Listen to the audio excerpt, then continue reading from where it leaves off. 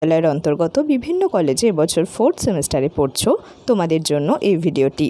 এটা কিন্তু শুধুমাত্র বাংলা বিষয়ে আছে তাদের নয়, বরং যে সাবজেক্টেই মেজর নাও না কেন প্রত্যেকেরই কিন্তু একটা 4th সেমিস্টারে AEC বলে একটা পেপার রয়েছে।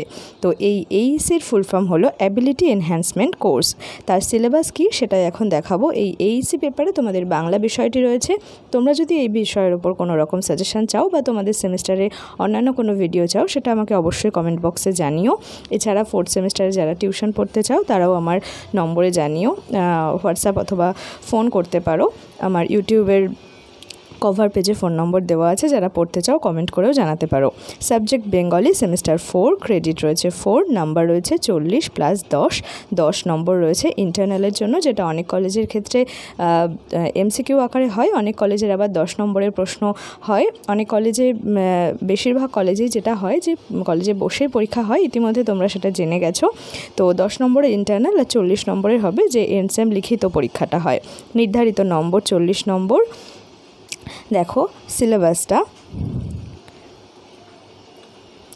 এই প্রত্যেকটা বিষয়ের সঙ্গেই কিন্তু তোমরা কম বেশি পরিচিত। মূলত AEC পেপারে রয়েছে ব্যাকরণ বিষয়টা অনেকের কাছে একটু কঠিন মনে হয়।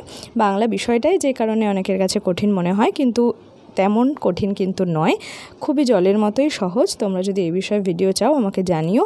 ব্যাকরণের মধ্যে রয়েছে যে টপিক, তার সংজ্ঞা পড়তে হবে, বৈশিষ্ট্য এবং উদাহরণ সহযোগে পড়তে হবে। অর্থাৎ তোমাদের প্রশ্ন কিন্তু এখানে সংজ্ঞা, বৈশিষ্ট্য এবং উদাহরণের মধ্যে থেকেই আসবে। এবার কোন কোন টপিকের সংজ্ঞা, বৈশিষ্ট্য, উদাহরণ দেখে নাও। ধ্বনি ও ধ্বনি পরিবর্তন, সন্ধি, প্রত্যয়, এই প্রত্যেকটা বিষয় নিয়ে আমি একটু আধটু বলে নিই এখনই।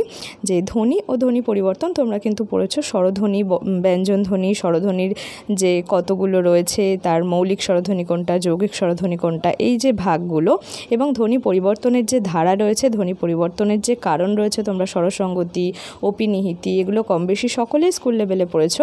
সেই বিষয়গুলো কিন্তু এই ধ্বনি ও ধ্বনি পরিবর্তন টপিকের মধ্যে পড়তে হবে। এরপর রয়েছে সন্ধি।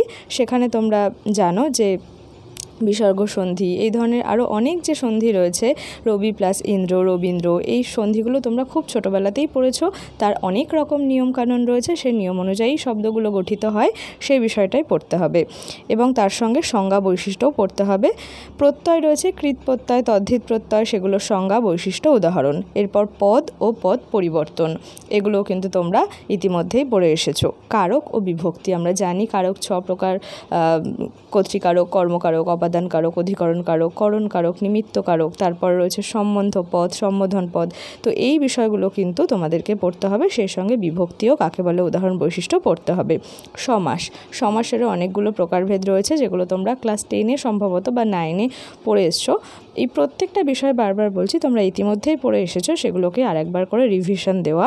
তোমাদের কাছে যদি ব্যাকরণ বই থেকে থাকে তাহলে সেখানেও কিন্তু বিস্তারিতভাবে এই টপিকগুলো তোমরা পেয়ে যাবে। আলাদা করে বই কেনার প্রয়োজন নেই, আলাদা করে এই পেপারের জন্য টিউশন না পড়লেও হয়। এরপর রয়েছে ক্রিয়ার কাল, বর্তমান, ভবিষ্যৎ, অতীত, তো সেই বিষয়গুলো পড়তে হবে। বাক্য ও বাচ্য, তোমরা জানো সরল বাক্য, যৌগিক বাক্য, তারপর ধরো বাচ্যের মধ্যে কর্তৃবাচ্য, ভাববাচ্য, কর্মবাচ্য, সেই বিষয়গুলো সংজ্ঞা, বৈশিষ্ট্য, উদাহরণ। এরপর রয়েছে শব্দার্থ পরিবর্তন। এই শব্দার্থ পরিবর্তনের কারণ এবং ধারা, যেমন অর্থ সংকোচ হচ্ছে, অর্থের উন্নতি হচ্ছে, অর্থ সংক্রম ঘটছে, রূপান্তর ঘটছে, এই বিষয়গুলো কিন্তু পড়তে হবে। এরপর রয়েছে শব্দভাণ্ডার। শব্দভাণ্ডার বলতে তৎসম শব্দ, অর্থাৎ যেটা সংস্কৃতের সমান। তারপর রয়েছে তদ্ভব শব্দ, দেশি শব্দ, বিদেশি শব্দ, মিশ্র শব্দ, সেই বিষয়গুলো। এইগুলো কিন্তু তোমাদের এই AEC পেপারের সম্পূর্ণ সিলেবাস। তোমরা কী ধরনের ভিডিও চাইছো অবশ্যই সেটা আমাকে কমেন্ট করে জানিও।